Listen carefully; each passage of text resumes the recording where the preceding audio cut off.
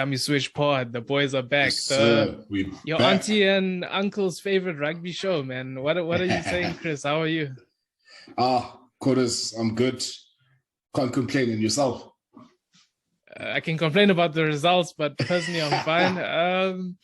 Let's talk Stormers Bulls. Stormers Bulls. First game here, and it's back to those local derbies. And I mean, there was a level of excitement that we got sick of these derbies, and then now it's the level of excitement that they're back. So I mean, it's always that thing of this is what we love to watch. No, definitely. And I think, look, the quality, especially in the Stormers Bulls game, like I think they dished up some decent quality, good intensity, good tries, tight fixture as expected. And look, at the end of the day, the Stormers pack stayed in the fight, and they held on, and they got the win, and the guys, they stepped up, the key people stepped up for the Stormers. Yeah, and they outshone that Bulls pack, which is supposed to be the most formidable in South Africa, supposed to be, but it proved on the day it wasn't. And I mean, we're getting closer and closer to Bok time. So this is also one of those things where it's fighting for positions. We saw Ruiz was left out of the lineman camp, and Lowe was the one that was called up. But in this game, it seemed like Ruiz had the bigger game. Yeah, it did seem like he had the better game. I think all round, I think the Stormers pack were just like that 1-2% better, and the experience of guys like Deon Currie, you saw that big game come from through him, for the Stormers, and then, talking about Box, then guys like Damian Willemse, putting a crucial drop goal through, and at the end of the day, that ended up being one of the major differences, so all around, good from the Stormers, and look, also some good plays from the Bulls. But at the end of the day, they didn't get the win. But good on the Stormers. Yeah, if we dig deeper, there was no Papier. It was Berger that they had to go with from the Bulls. I felt he had a good game. Geland, I was expecting him to start in this. They had said the injury wasn't too serious, but put Willemse at 15, which we had spoken about, and you had said that moving him to 15, you're sort of losing something that he would give you at 12. But in this game, in this game he was so involved, it's almost like he still was playing 12. So how much do you really lose? And I think it's a confidence thing, because he's on form now. For about the past year, he hasn't really been. Yeah, no, rightly so. I'll take that one. As in, he definitely got more involved. I think, it's almost as if he realized that the level of impact that Geland has, he needs to bring that impact in his own way, and he did. And he stayed in the game. He just, like you say, he was constantly involved. And I think you hit the nail on the head there when you say it's a confidence thing as well. He's more confident. He's more assured. I think he's finding his groove. You just want to see the guy do well and be more consistent. And look, and even a guy like Rikus Pretorius, I think he had a good game. And he definitely, he's got a dimension to his game that I didn't know he had. From a kicking perspective. Especially with the restarts, getting them out of their 22, it's got quite a surprisingly big boot, So yeah, look, good on Damian Willemse, man. From being Victor Matfield's scapegoat at one stage, to really now, I think he's really in his zone, and it just, you can see it throughout that Stormers team. They've got that confidence, especially in the back line as well. There's that fearlessness, but also the tactical side of it. That's what I was most impressed with the Stormers team, from the generals. I mean, even Herschel Yankees, I won't lie, we spoke about it last week, that seems a bit, his decision making in this game, he was spot on. He was very decisive in getting that ball out, and I think that was the key difference for the Stormers. It was constant momentum, and off the base, the service was there. So all around, like I say, it's very difficult. You know, I mean, look at that try from Darmani. You know, good footwork. Yeah, You know, even that one, it was a wave of an attack. The only thing I do want to point out is that Stormers initially they were dominant in the scrum, but they were having problems with their lineouts, and that's what put them under pressure to the point where they were now held the Bulls up and they were on their own try line, but they came back with that wave of attack. And Lobok pulling the strings. We talk about another guy that's in form. He was getting the back line moving. It was, you know, the two pivots. It's him and Willemse. And Daimani there picking on Chris Smith. Yeah, man. Oh, look, you mentioned Lobok again. You know, I think it's almost like, you know, watching him play. I was just thinking to myself, you know, it just shows what consistent game time does for a player, you know, and actually because you think back to the Sharks, you never saw this Lobok. Think back to the Bulls, you never saw this Lobok. He looks like a different guy, and we have to start asking questions because it's almost Bok time. Jantjies is injured. Pollard, I think, is just back from injury. Just back, yeah. Hoosen injured. So next man up, who is it? I don't think it's going to be Cohen Bosch.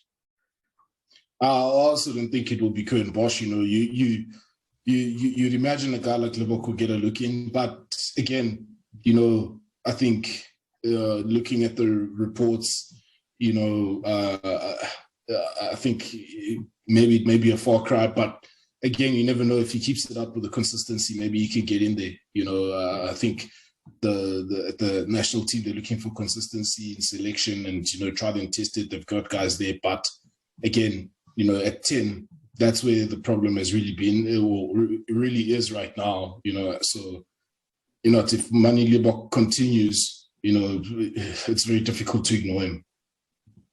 And talking about him, you know, you mentioned about we never saw this Lobok at the Sharks. I think we did see glimpses of it when he was at the Bulls, especially early days, and then, you know, the shifting around and, you know, not being backed. I think that sort of did affect him, you know, and we didn't see too much of that anymore. And now, you know, settled, happy campaigner, and look, and it's showing, you know, and you can see with the way that backline, you know, that backline is, they're sizzling, you know, they're sizzling. I think just looking at it from on a domestic point of view, okay, outside of the Bulls backline, but the Stormers backline of the players that they have, they really look the most lethal backline that we've got, particularly in the URC, looking at all our teams. Yeah, definitely. But I do have to say the Bulls backline, I mean, even that Willemse, you think for the Kanan Moody try, it was Willemse, they didn't press up on the kick, they didn't form the lines, and Cornell Hendricks just tore them to pieces. Even Berger, you know, he chose the second pass, the one that wasn't as obvious, to go behind, and he got it to Hendricks, and they got Moody in. Tambwe as well. Tambwe also, I'm seeing things where before, I mean, you know, he's a good player, but you're just seeing limitations where you're like, can he kick under the high ball? You know, there's pressure situations, but you see him in this game, big pressure game, and he had a great game. I think seeing him at this level, you're like, you can see him as a Bok.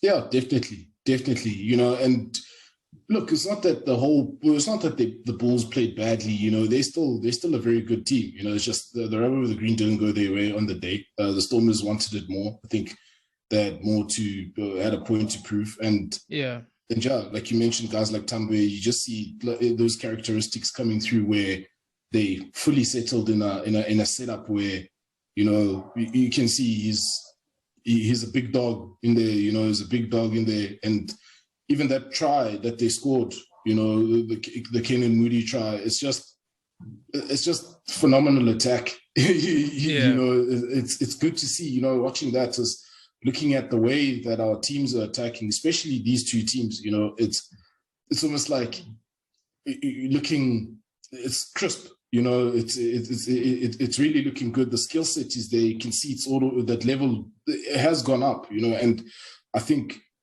gone are the days where we're saying that our backs in South Africa, there's, you know, perhaps the skill level is not where it should be. I think that focus has been there now, and it's really, the results are starting to show, you know, and the on-field play is starting to reflect that. Yeah, no, there's some lethal backlines there. Sharks, Lions. Bad weather. They must just Yeah. cancel all the games in Durban. I think they should have even forfeited this one. I'm not too happy about that. Lions, no Sadi. Yanni came in, a Mm, bit of mm. cost us there. Sharks, relatively same Sharks team. Difficult to handle in that weather. It was a bit stop start, but Yeah. Sharks, I felt Sharks could play in that weather. Lions just couldn't adapt. Yeah, that's exactly it. I think the Edinburgh game for the Sharks actually gave them a lesson, in terms of, I think the conditions were similar, if not a bit worse, against Edinburgh. And I think really more than anything, it's just management. They managed the conditions, managed the game better than the Lions, and again, it was just really the basics from the Sharks. They got them right on the day, and it was just a workmanlike performance. And the score line reflected that. Not that the Lions were bad per se. It's just I think they just got it wrong in terms of how they wanted to play within those conditions. That's really where it is, because from a player perspective, looking at the individual players, look, they were always trying to be in the hunt, but that Sharks pack was really determined to bully them physically. And they did. They outmuscled them. They outmuscled them. They really showed. Lions looked a bit lightweight in that one. Buthelezi was bullying guys. Kolisi was bullying guys. It was just, it was a bit too much for them. Yeah, big, and it's good to see like Pepsi, stepping up as well. He's upping it. He's showing why he's always, even till now, he's always still in the conversation, as a future Bok. So yeah, and then Kolisi, you know what you get with him. You saw one big tackle driving the player back. And it's those kind of plays. They're always on top, and then that pack is just all together. Once they get going and they're really focusing on physically beating people up. You could just see even right at the end when I think Sangweni was on, and you could see the look on his faces of like, yeah, I think he had given away a penalty, but you could see the look on his face just for me told me that, yeah, no, this is a physical game, and he's trying to also impose his physicality, but it's just not, it just wasn't clicking, just more of a case of, there's still a lot to learn, for the young bloods in the Lions. And I mean, you even saw even guys like Vincent Chituka, he had a good game. He tried to impose himself physically, but I think he was a mock man. They already, he was a mock man. They looked after him very well, and all around, good play from the Sharks. Jaden Hendricks, I think the conditions suited the Sharks a bit better. They managed it, and it suited his tempo. It suited his tempo of going slower. Yes, So look, I'm just glad that the Sharks got the win. To be honest, even though we were a bit concerned, or I was a bit concerned that if we're looking at it, I think yes, even at a Currie Cup level, but that they seem to be a bit more vulnerable. But they got it together. Yeah, if we talk, especially talking about those basics, the first try, it was just set piece. Second phase, just good work. And they were working. I think Lions pack was more individualistic, where these guys were working as a pack. Yes. The second try with Hendricks' little kick over, that was brilliant. But again, it came from a maul. It came from a maul, and it's again back to those basics. So I don't know, Sharks, it seems like they've brought themselves back towards themselves, and they've hit a reset, and we'll see how it goes now that South African round is over. I mean, I'm looking forward to I think Lions are playing Connacht, so that's We're done with these South African teams. We don't want to play them anymore. Just keep giving us that food from overseas. Just keep giving us that food. Yeah. And I think even the Lions coach said that, hey, listen, they prefer to play, the guys, the guys from up north. I think, again, you hit it on the head there. The Sharks are just more of a team. Lions. They certainly are growing. Let's not doubt that. I mean, they certainly are growing. This is one of the games where it's just the bigger boys, the bigger brother, and it didn't work out for them. But look, positives are there, and it didn't help with Yanni du Plessis getting a yellow, and it was game over, man. It was game over. It's almost like, watching that, I had this. I was just a thought came into my head. I was just like, what if this guy, because his brother, a few weeks ago, he's been on the wrong side of the law. Now he's like, it's like the bad du Plessis brothers, all of a sudden, unless there's something going on with the bookies there that, they're going to get yellow cards, or I don't know, man. It's just, I found that just suspect. Because, I mean, that hit, it was just, the ball was nowhere near that guy, and it's just, I just couldn't understand why he did that. But yeah. Lions. Anyway, let's talk about the Lions team where there is no positives. I won't lie, there is no positives. Let's talk Currie Cup. Puma's team at home. Lions team traveling, and it was men versus boys, and it literally was, because half of these guys played Varsity Cup on Monday. Then you've got to get on a bus to Mbombela Stadium to have Philly Engelbrecht run at you on Wednesday. It's crazy. It's crazy. Yeah, to expect a result, I think, it just, we knew it wasn't going to happen. I think it's expected. We expected this kind of. No, I was expecting 50. I won't lie. I was expecting another 50. Oh, they got close. Yeah, they did get close. And that's the thing that I want to say as well, is that the Pumas weren't even firing all the way until like the second half. That's when it clicked for them. But they were still managing to put points on the board. September was good. I thought his passing, decision-making, tempo, he was good. Yeah. Ngijima came on. He was throwing all kinds of passes. Mafura. Those guys, I mean, they just show that they're quality. So the Lions, No, say even just the pack, the Pumas pack, they're more experienced. You could just see the difference there. It's just, the experience of that Pumas pack is just too much. You've got Kone Fari. He was part of the Lions team that was going to finals, and it's like, you are busy writing finals. You're writing at school at UJ. You're writing finals. He's been to finals, so it's two different things. It's two different things. Box in the senses was the only good, I thought, shining light for the Lions, where you're like, okay, you can see this guy moving up the ranks, and especially as we don't have inside centers, so maybe he could be another Q and Horn situation. But the Pumas just turned it on late, and nothing really more you can say about that one. No, definitely nothing more to add.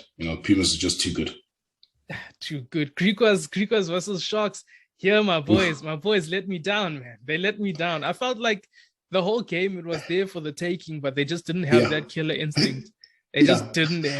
It was close. It was close. They just didn't. I feel let down. But anyway, especially if you take it back to that Jonker, the chance that Jonker had, where he could have put in. He blew it. He could have put in that switch, and I don't know. Like, I think he thought about it. He should have just let it go. He just got to let it go. He blew it. If there should be I blew it for rugby. When we have guys on, they need to report on. Because man, he blew it. That was that was a big moment for the Griquas right to on get back into the game. Overall, Look, I'm happy that the Sharks got the win, that they managed to get the win. Even though it wasn't a great performance, like you said, the game was always just in the balance. Just a strange game in that sense, and I actually believe the Griquas, there's a point where they went for the 3 points. There's a time when they're in the attack. Yes, I understand it was in front of the post, but look at the momentum of that game, or at that stage, the Greek, they carried the ball all the way there. And yes, they got the penalty and they didn't roll the dice, they took the 3. And I believe that's also one of the key moments in that game, whereas had they managed to get a 5-pointer, they may perhaps would have been able to kick on. But look, we held on. The boys held on. So I'm just glad. Yeah, Griquas lineouts as well. They let them down at times where they would get down there, they'd get in the 22, and all you're looking for is to set a maul. All you're looking for is to retain possession. I don't know what's going on with lineouts in the country. It's a disaster class. I think that's one area where we're really struggling. Yes. No, we are. Look, we can maybe let's attribute it to the defending team's locks. They clearly, guys are doing their homework on opposition, to put pressure in the line out.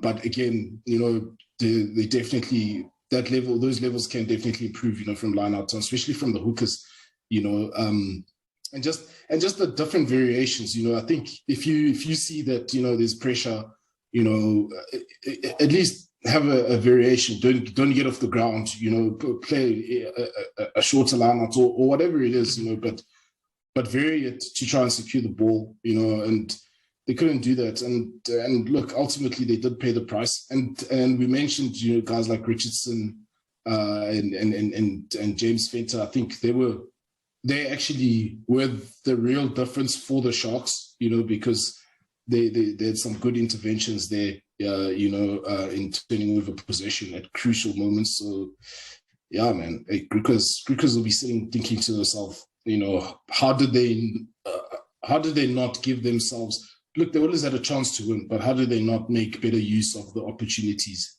and yeah, that man, that number 13, he blew it. Yeah, next one was Bulls versus Province. I think you can take over here. What are your thoughts there?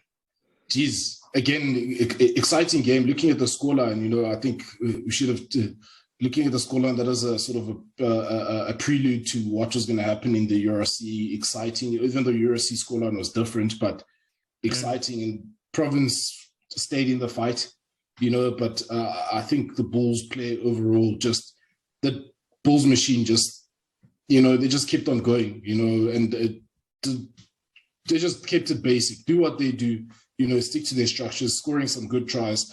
I think Western Province, from a Currie Cup point of view, I think they really, it's strange how they don't have that formula, and I think it's also around the selection. Yes, okay, there's these young guys in there, but yeah, they're missing something there within, I think, from a pack perspective, whether it's just that cohesion that doesn't seem to be there. It's sometimes it's there, sometimes it's not. There's no consistency from them, and I think that's why they're finding themselves in that position, where they are getting beaten. So yeah, but good game, good tries all around. A good advert for me, for South African rugby, North versus South derby, and yeah, at the end of the day, the scoreline, the high scoring affair. So yeah, good rugby. Yeah, some more Currie Cup this week. We've got Lions hosting Griquas. I think this is on Thursday. Yeah, I'm expecting Griquas to do the same thing they did in the last game, tear up, especially after the missed opportunities against the Sharks. They're going to be kicking themselves from that, so they're going to come back even more formidable. Province versus Cheetahs on Friday. Cheetahs all the way. Can't see them dropping any points. And then Sharks hosting Bulls. That one, I think Bulls might be sneaking an away win there. I think this one will be interesting. The Sharks versus Bulls, because I think there's a bit of a break next week from URC. So you can see the Bulls maybe employing the same tactic that they've done previously, getting some URC guys coming down. And perhaps the Sharks will also, look to blend in some of the guys in the URC that maybe haven't played as many minutes, to counteract that. But I think this one is the most interesting fixture. And then the Province Cheetahs one, I think it's going to be the most exciting fixture, in terms of, if weather permitting, we should see a very exciting game. Lions, because I say, look, I expect the Lions, again, it's going to be around, are they going to be consistent in selection? If not, it's going to be an even longer day than it already is going to be. But if there is some sort of consistency, I think you'll see that little growth. That's what you'd be looking for from this Lions team in this game. But it's going to be difficult. They're even playing. I think they're playing it at the Vid Stadium because they know this. It's the students, so they're already there. Yeah. So they're going to play it at home. They don't have to go far. So yeah, I was thinking about that. I was like, perhaps it's also a psychology kind of thing. The guys, they're familiar with that, they're more familiar with that environment, and the students will probably be, of course, in full voice behind the Lions, because they'll see some of their peers there. So that's why I say, we should see I'm expecting a better Lions performance, although the Griquas should win this one. Yeah, URC, for me, I think the only team that's really in some sort of trouble is the Sharks versus Leinster, but the rest of them, I think it's back to business. Even the Lions versus Connacht might be a bit tricky, but I think especially, coming off this result for the Sharks, I think they'll manage to keep it going, keep it flowing. Yeah, they'd have to, like the water, you know what I mean? They'd have to, because damn, look, Leinster, they're very, they've got some very lethal players. They'll see some familiar guys there. I think you got guys that, that's if they get picked, the Irish guys, some of the guys that used to play Super Rugby in Gibson Park, if I'm not mistaken, and James Lowe, the winger from the Chiefs. Yeah. So they're a good team, and they can play a good attacking brand of rugby, and they can, keep the ball for long periods, and stress the Sharks' defense. So Sharks all around, yes, keep the basics, but that'll be a grind for them, when we get there. But I think, it's all there for the taking for our teams to continue. I think it's another block of 4 games before they go back overseas. So yeah, they just have to do what they did again and not drop games, and let's see how the log shapes up. Any other closing remarks, Chris? Looking forward to a good Easter weekend of rugby, and let's just stay safe in thoughts with, tragedies that have happened in the rugby fraternity locally. At schoolboy level, it's always sad to read about. But yeah, let the game begin. Let the games continue. More, should I say? And yeah, the spirit of rugby, let that win.